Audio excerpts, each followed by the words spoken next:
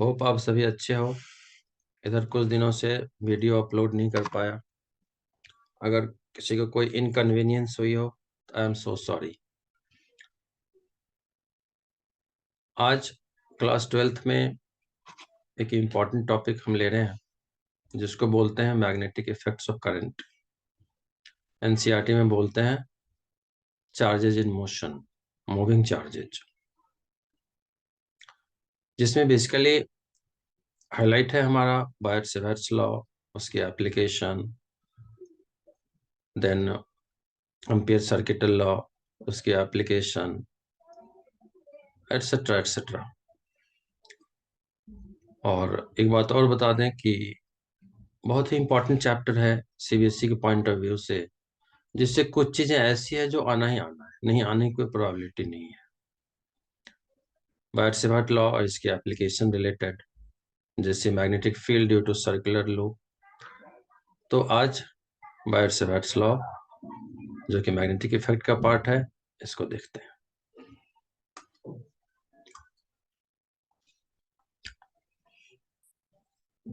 अगर हम देखें तो first and foremost is a simple circuit. Resistance है, रेजिस्टेंस के साथ बैटरी लगा दी और एक की लगी हुई है। अगर हम की क्लोज करेंगे तो इसमें क्या होना है, करंट होगी। तो करंट कुछ पॉजिटिव से negative, it will flow like this. This is nothing new, nothing remarkable, इसमें कोई ऐसी डिस्कवरी नहीं है। But he was H Oersted, Hans Oersted, what he did, he took a magnetic compass and placed near to it। और magnetic compass जब उन्होंने ली और इसके पास में रख दी, he found something remarkable। what was remarkable, that this compass deflects। इसमें deflection होने का मतलब क्या है, ऑल्दो कंपास डायरेक्टली इस सर्किट से कनेक्टेड नहीं है, लेकिन इसके बहुत पास में रख दिया गया है। तो डिफ्लेक्शन का मतलब है इस करंट कैरिंग वायर के आसपास मैग्नेटिक फील्ड है। And then Oersted concluded a current carrying wire having magnetic field all around it, so long as current is flowing, and if we switch off the current, तो obvious सी बात है current नहीं है, कोई ऐसी magnetic field नहीं होगी, right. तो ये कंपास है जिसको हम मैग्नेटिक कंपास कहते हैं, राइट। तो सिंपल वे में हम कहते हैं the phenomenon of producing magnetic field around the current carrying wire is called magnetic effects of current. तो मतलब कोर कॉन्सेप्ट इसमें क्या हो गई हमारी, magnetic field, right. Magnetic field, magnetic field के सिंबल की अगर हम बात करते हैं तो इसको बी वेक्टर से लिखते हैं कैप्स लॉक में। और फील्ड का सिंपल मीनिंग हम जानते हैं, the space around a magnet with in which its influence can be felt. किसी भी मैग्नेट के आसपास जहां तक उसकी एक्सपीरियंस कर सकते हैं उसकी प्रेजेंस को, वो मैग्नेटिक फील्ड है। लेकिन इसकी मेजरमेंट जो होती है वो थोड़ी अलग तरीके से होती है। और वो अलग क्या है, उसके लिए कुछ ऐसे देखते हैं। व्हाट इज दैट, वह सबसे पहले मैग्नेटिक फ्लक्स। मैग्नेटिक फ्लक्स, कभी कभी बच्चे ऐसा नेम सुन के ना डर जाते, घबरा जाते हैं, ये फ्लक्स ये सब क्या है। आपने ऑलरेडी किया हुआ है, और कहाँ किया हुआ है, तो फर्स्ट चैप्टर में इलेक्ट्रोस्टैटिक्स में। और उस इलेक्ट्रोस्टैटिक्स में आपने पढ़ी है जिसको बोलता इलेक्ट्रिक फ्लक्स। ऐसे ही मैग्नेटिक फ्लक्स, वो इलेक्ट्रिक फील्ड के कारण, ये मैग्नेटिक फील्ड के कारण। तो अगर थियोरेटिकल आइडिया लें, क्वालिटेटिव बात करें, तो total number of magnetic field lines passing normally over surface. तो किसी सरफेस पे जो परपेंडिकुलर फील्ड लाइंस है टोटल, उसको बोलते हैं मैग्नेटिक फ्लक्स, जिसकी मेजरमेंट हम ऐसे करते हैं, that is phi is equal to BA cos theta। ये हमारी मैथमेटिकल फॉर्मूला हो गई एक तरीके से मैग्नेटिक फ्लक्स की। यस, हमने अभी भी बात करी नॉर्मल की, तो नॉर्मल मतलब थीटा हो गई हमारी 90 डिग्री, और थीटा अगर 90 है तो हम जानते हैं cos 90 की value sin 90 is 1, cos 90 is 0। तो सरफेस पे परपेंडिकुलर होगी, मींस थीटा हमें क्या, फ्लक्स 0 हो जाएगी। तो फ्लक्स हमें थीटा हमें 0 डिग्री लेनी पड़ेगी, और थीटा अगर 0 ले ले तो cos 0 हम जानते हैं 1 होती है। इसीलिए फाई को हम लिख सकते हैं डायरेक्ट b इंटू ए,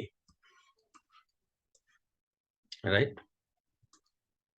तो फाई हमारी हो गई b into A, simplest formula. B for magnetic field, A for surface area. तो फ्लक्स के अगर हम यूनिट ढूंढने की कोशिश करेंगे तो फ्लक्स की SI यूनिट होती है weber, SI unit of magnetic flux, short form में लिख देते हैं MAG, मैग्नेटिक फ्लक्स। कभी बच्चे फीडबैक देते हैं कि your writing is not good, तो बेयर विथ मी, मैं कोशिश करता हूं लेकिन इससे और कुछ नहीं कर सकता।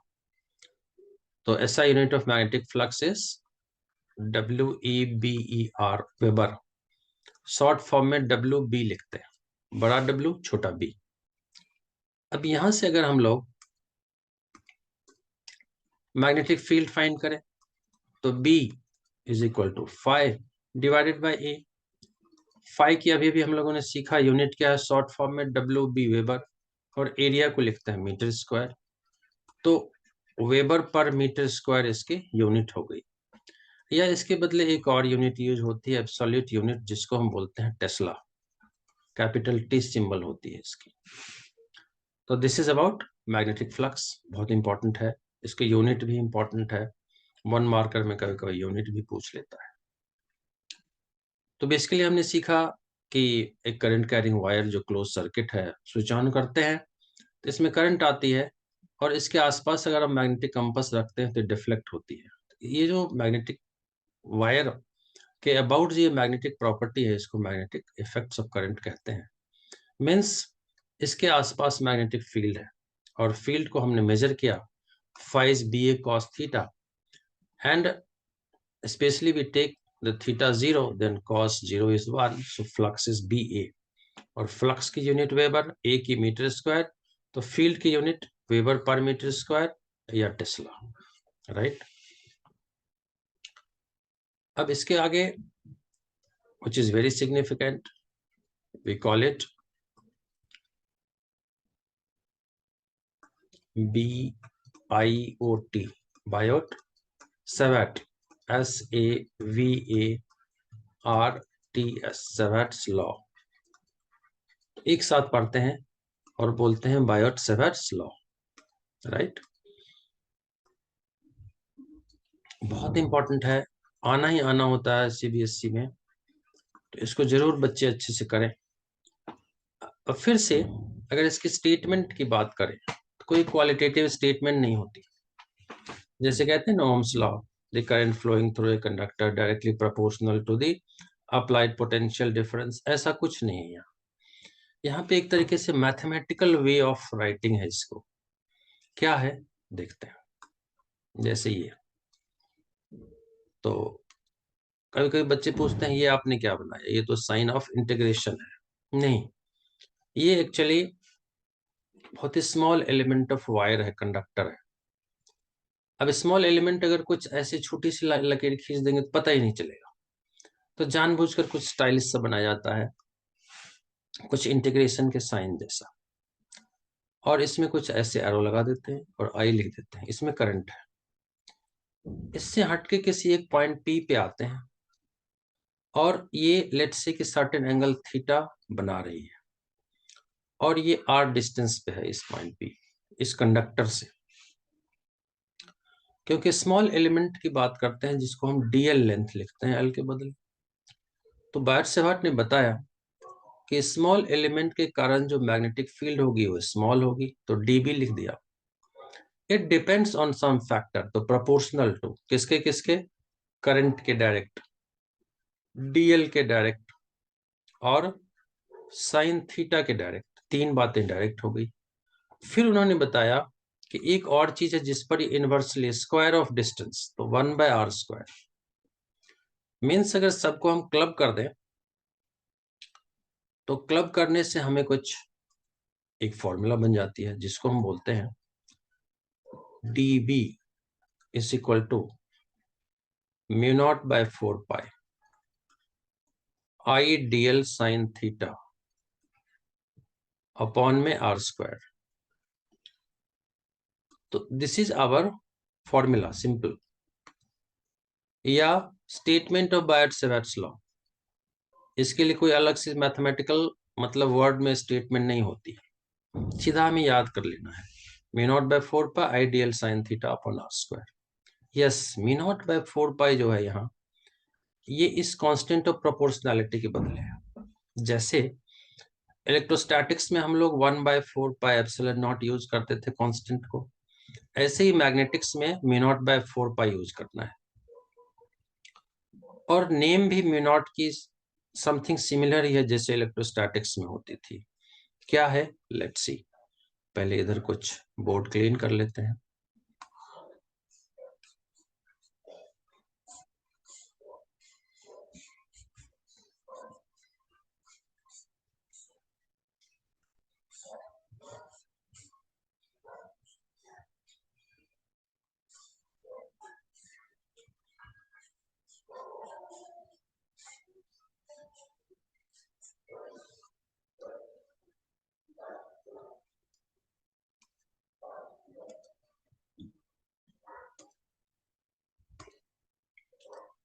सो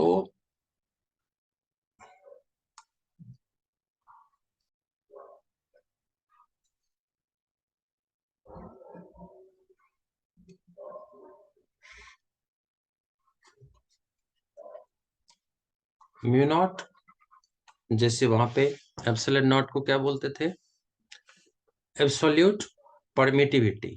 एब्सोल्यूट फर्स्ट वर्ड यहाँ भी वैसा ही है, एब्सोल्यूट। PER भी वैसा ही है, परमिटी था, M भी वैसा ही है, लेकिन यहाँ थोड़ा चेंज हो जाती है, परमेबिलिटी। बाकी फिर सेम है, of free space, free space, right. So for value is concern, तो इनकी वैल्यू होती है 4π इंटू 10⁻⁻⁷। अगर हम यूनिट लिखने की कोशिश करें तो μ0 फाइंड करेंगे तो dB इंटू r², तो dB के बदले टेस्ला, r² के बदले मीटर², अपॉन में I dl, I के बदले एम्पेयर और dl के बदले मीटर, सॉरी मीटर² तक तो ठीक है। और ये हो जाएगी tesla metre for dB into r², then divided by होगा I dl, तो मतलब एम्पेयर इनवर्स हो गई और मीटर इनवर्स हो गई। सो सॉल्व करेंगे तो टेस्ला मीटर एम्पेयर इनवर्स बच जाएगा हमारे पास। ये हो जाएगी यूनिट फॉर μ0। और ये तो जनरल फॉर्मूला हो जैसी हो गई। इसको थोड़ा सा हम चाहे तो मॉडिफाई कर लेते हैं। क्या, अब मान लेते हैं कि दिस थीटा इज 90, जानबूझकर कि साइन की वैल्यू 1 आ जाए, तो साइन 90 इज 1। तो इस dB को हम b भी लिख सकते हैं, लेकिन फॉर द टाइमिंग dB ही लिखते हैं। तो μ0/4π तो कांस्टेंट है, एज इट इज लिखेंगे, और ये क्या बन गई, I dl अपॉन r²। अब इसमें बात यह आती है कि इसको अप्लाई कैसे करेंगे। इसको अप्लाई करने के लिए इस फॉर्मूला को हम थोड़ा मॉडिफाई भी कर लेते हैं। जैसे हम जानते हैं कि एक सर्कुलर लूप अगर है जिसकी रेडियस r है, कोई ऑब्जेक्ट a से b तक पहुंचती है तो एंगल थीटा बनती है।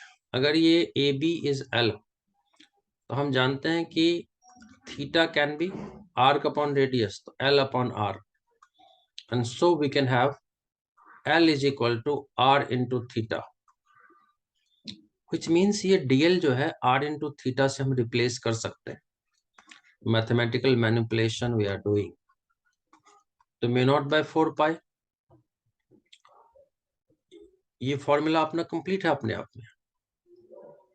आई अपन आर स्क्वायर भी है, और डीएल के बदले हम आर इंटू थीटा लिख देते हैं, राइट। तो आर और स्क्वायर गया, therefore if required we can use mu naught I theta upon 4 pi r. तो ये फॉर्मूला भी हम डायरेक्ट यूज कर सकते हैं। कैसे, ये अभी सीखते हैं कि इस फॉर्मूला को हम कैसे अप्लाई कर सकते हैं, how to apply this formula, right. इस फॉर्मूला को अप्लाई करने के लिए एक न्यूमेरिकल लिखते हैं।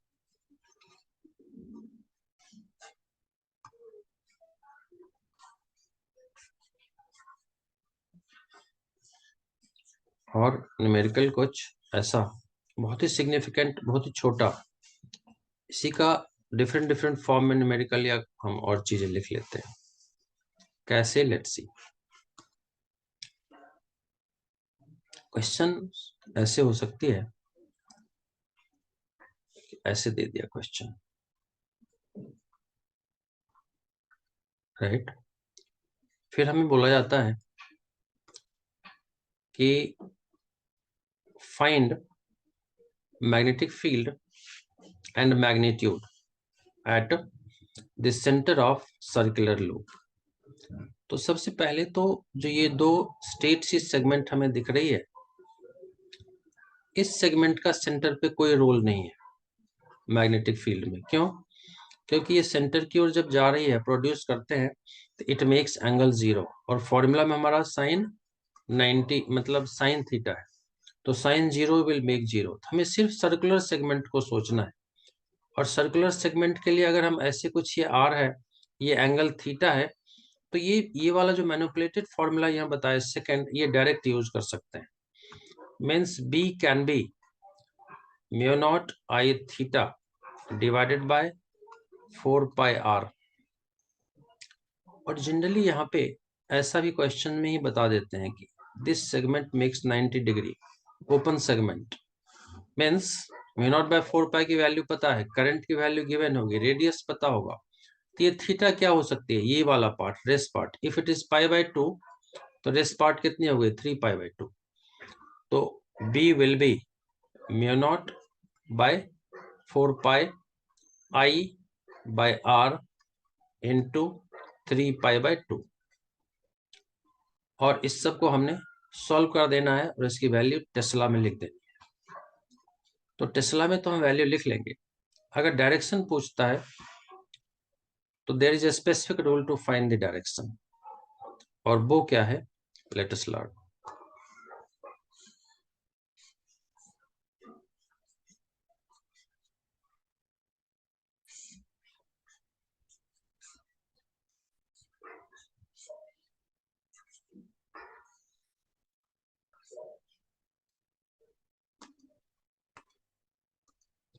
इसको हम बोलते हैं Maxwell's right hand thumb rule. ये थंब है, तो Maxwell's right hand thumb rule. ये राइट हैंड थंब रूल हमें ये कहता है, if we can held a conductor having current आई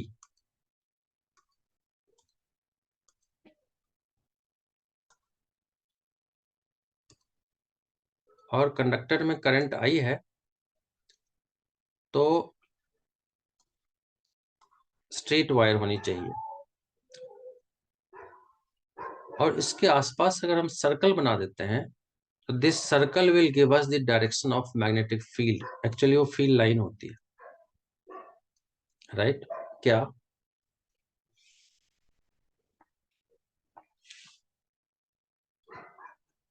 इसको ऐसे समझते हैं कि एक कंडक्टर को ऐसे राइट हैंड में हमने होल्ड किया, वर्टिकली अपवर्ड ऐसे होल्ड किया कि कंडक्टर में जो करंट है, हमारा थंब कंडक्टर के करंट को इंडिकेट कर रहा है। तो ये जो हमारी कर्ल्ड फिंगर है, this gives the direction of field lines. तो ये कैसी है हमारी अभी? Anti clockwise.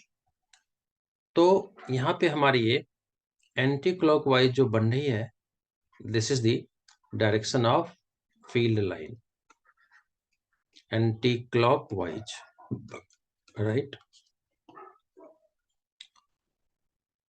और अगर हम कंडक्टर को इन्वर्ट कर लें, नीचे कर लें, लाइक दिस, करंट ऐसे है, हाथों को अब ऐसे चेंज कर लेंगे, करंट नीचे जा रही है थंब के अलावा, तो अब कर्ल्ड फिंगर्स क्या है? तो ये बन गई हमारी clockwise. So this clockwise direction will give the direction of field lines. तो ये हो गई हमारी क्लॉकवाइज। हाँ, अब अगर हमसे कोई ये पूछे कि इस जोन में बताओ इस वायर के कारण से फील्ड क्या है, तो अगर हम ऐसे होल्ड करते हैं इस जोन में, तो what we see, our curled fingers are coming out of the plane. इसको कहते हैं परपेंडिकुलर एंड अपवर्ड।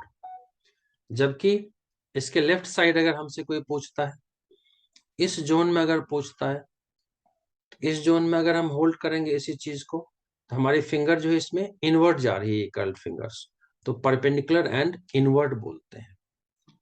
तो परपेंडिकुलर एंड अपवर्ड के लिए सिंबल यूज करते हैं, कुछ डॉट और एनसर्कल कर देते हैं।